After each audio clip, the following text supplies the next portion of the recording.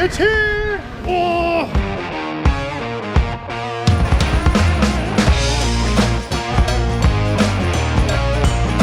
What up, guys? I'm Matt Field, professional Formula Drift driver. Except that was my 2017 car. This year, we're building a 2013 Chevrolet Corvette. Welcome to Field Prep. It's here! New motor, straight from CBM. I can't wait. Oh! So this is a RHS block, 427 aluminum engine, CBM Pro X heads, but she's sealed, got the dry sump oil pan all on there, and ready. We got seats, straight from the UK, custom embroidered, custom fit for me. I had to make some changes to the pads so I could get a little bit lower, since the Corvette doesn't have a lot of headroom, a little bit tighter. Look at this detail, carving, Falken scallops. Oh man. And they got, even the stitch color is just perfect. First sit in the new seats. Oh yeah. We're at the point, gotta take this motor, transmission, gearbox, everything out. Gotta lift the chassis up like we've been doing it so that we can put in the new bullet over there. Then it's time to get to work.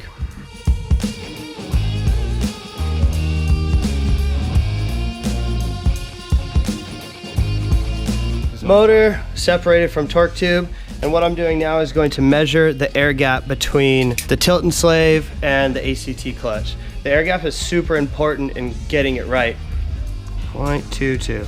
Perfect, right on. Now that the torque tube is out and the slave is all set, we need to finalize this. This is a clutch delay valve, and it really helps prevent drivetrain shock and all of that. And we are hooking this up here, and then this is gonna go to our Stobly bulkhead so that when we wanna pull the torque tube and everything, quick disconnect, don't need to bleed the clutch system. All this stays nice and dry, but this is gonna be fixed to the chassis.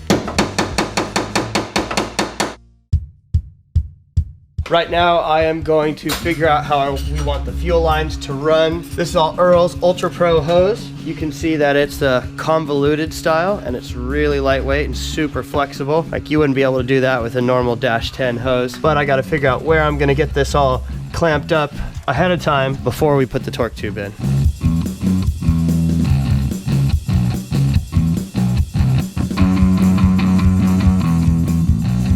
Just got this fuel line ran from the tank up underneath here, tucked out of the way so that when we do put the torque tube in, it's good to go. Got a lot going on right now. Andy's getting the new motor ready with this sea of parts that came off of the mock-up engine. Graham and I are working on torque tube stuff. There's ACT clutch. So kind of all over the place. A lot of stuff going on. Motor's looking good. This is looking good. I'm gonna put the ACT clutch on. I've already set the flywheel on, put some assembly lube underneath the head. I'm gonna red Loctite the bolts.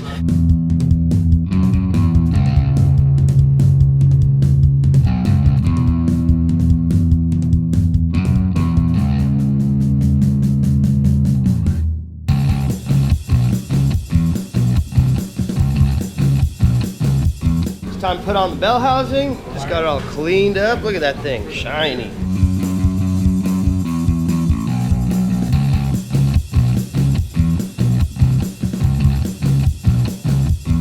I'm going to put on the valve covers.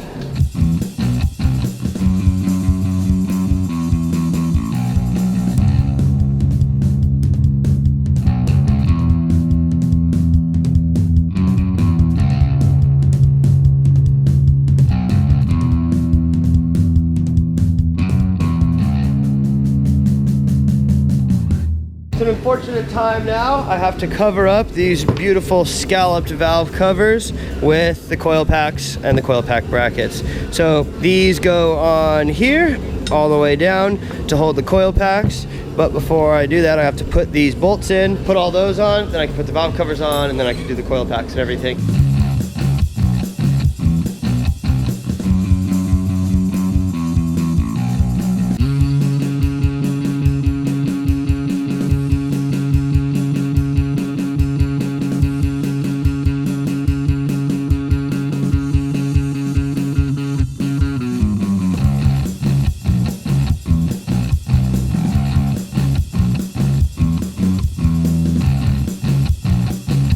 We're gonna attach the engine to the torque tube, hopefully for the final time.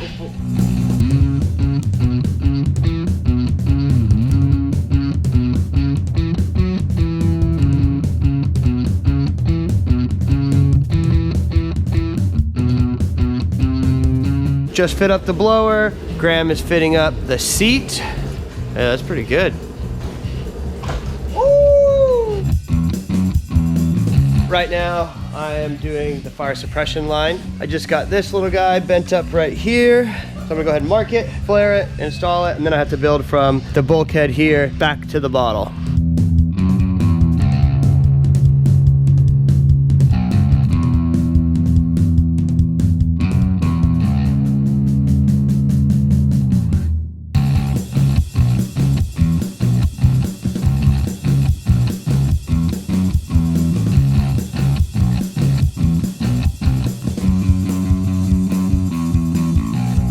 Doing a little trick that one of my guys actually did for me, Daniel Treadway. He actually came up with this whole scheme. Cut a wrench, weld it to a steel fitting. That way when you're changing the nitrous bottle, it's always there. And it just clears the bottle. Absolutely brilliant.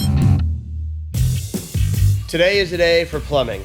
All right, so the first thing that I'm gonna do is get the lower portion of the fitting, put them on here. I wrap the line with PTFE tape so that it wouldn't fray. And this stuff you can actually pull this back, and then that's where you put on this olive piece right here.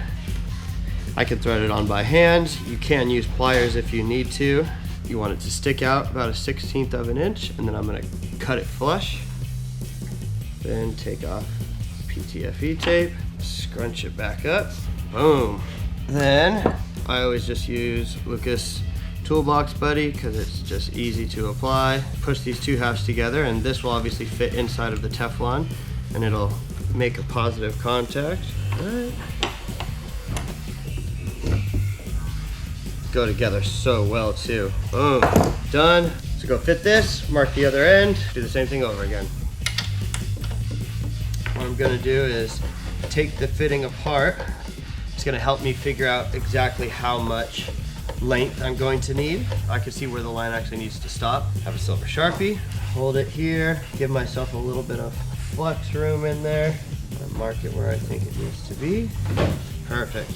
Take this fitting off and then go about the whole process over again.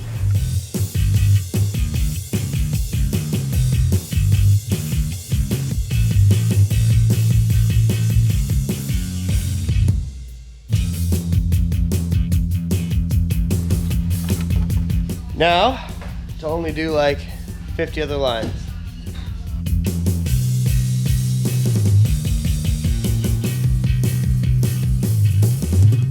Look at this thing, massive.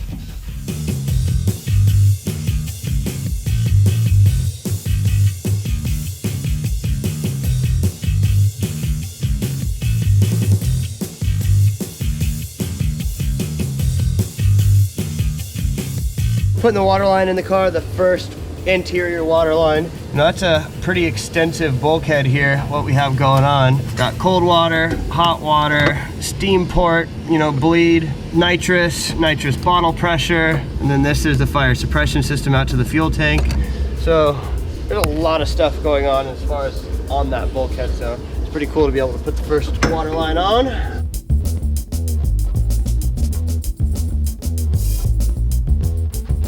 All right, you can really see how this stuff is starting to lay out. Now I gotta figure out how this all goes. They got a crisscross right here so they can lay flat on this panel. Then I'm gonna go ahead and mark this fitting and plumb it up.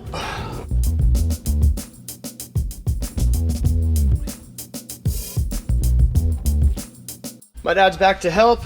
We are getting the rear diff mount set up. You do have to drill the subframe to accept this rear diff mount, the CNC stuff from HGK. So you can see what he's got going on right here. These are the rear diff mounts. You have to drill this section right here to get that mounted in. He's got it all laid out. This is where this piece goes, and it's got a rubber bushing in here, and it lines up just like that.